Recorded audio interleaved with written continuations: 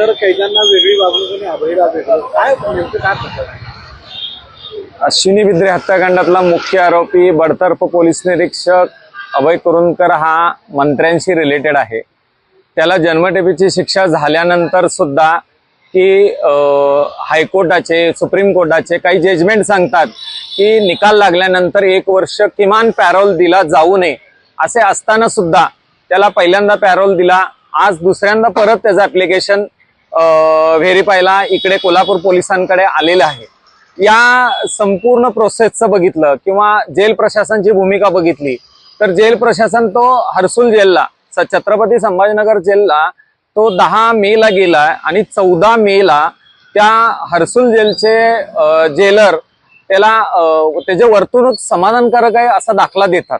म्हणजे मी माहिती अधिकारामध्ये जी कागद बघितली ती आज माझ्याकडे उपलब्ध आहेत किंवा त्यानंतर मी त्या पोलीस महानिरीक्षकांना याबाबतीत पत्रही अवगत केले की आपण ह्याला बेल दिला जाऊ नये किंवा पॅरोलची रजा दिली जाऊ नये, कारण की ह्याला ह्या सगळ्या नियमांचे हे जजमेंट हे मी संबंधित पोलीस महानिरीक्षकांकडे दाखल केलेलं आहे आणि त्यामध्ये स्पष्टपणे 1 वर्ष दिला जाऊ नये किंवा आपल्याकडे अशी प्रोसेस आहे। कोल्हापूर जिल्ह्यामध्ये आल्यानंतर मला राजारामपुरी पोलीस फक्त निरोप देतात, पण प्रत्यक्षात 1-2 तासात या 3 तासात या प्रत्यक्षात ते व्हेरीफाय करण्यासाठी माझ्याकडे पोलीस स्टेशन असताना हातकणंगले पोलीस स्टेशनकडे यावं, माझं म्हणणं तिथं नोंदवून घ्यावं असं माझं म्हणणं असताना सुद्धा आता मला हे कळतं, पण प्रत्यक्षात म्हणणं नोंदवायला माझ्याकडे कुणी आलं नाही। या संपूर्ण प्रोसेसचा आणि ह्या सगळ्या प्रोसेसचा विचार केला तर असं वाटतं की ह्या महाराष्ट्राच्या गृहमंत्र्यांचे किंवा ह्या पोलीस प्रशासनाचा हा जावाई आहे का?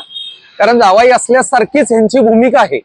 कारण मागच्या वेळी सुद्धा ही घटना मुंबई अतिरिक्त असताना ह्याची सुनावणी किंवा ह्याचे अपील हे मुंबई हायकोर्टाला चालत असताना ह्याची अपील मागच्या वेळेचं अपील ही छत्रपती संभाजीनगर खंडपीठाला चालवून तिथं आपली पोलीस प्रशासनाची बाजूच मांडली नाही, त्यामुळे त्याला तिथं बेल पॅरोल मंजूर झाला। या सगळ्या घटनेचा या राज्याच्या मुख्यमंत्र्यांनी विचार करावा की खरंच जावाई असेल तर मग आम्ही काय, आम्ही कोण आहे, आम्ही नागरिक आहे का नाही, आम्ही या महाराष्ट्राचे आम्ही न्याय मागायचा का नाही मागायचा, एवढा मला हा पडलेला प्रश्न या मुख्यमंत्र्यांना हे स्पष्ट करावं याबाबत। एबीपी माझा, उघडा डोळे बघा नीट।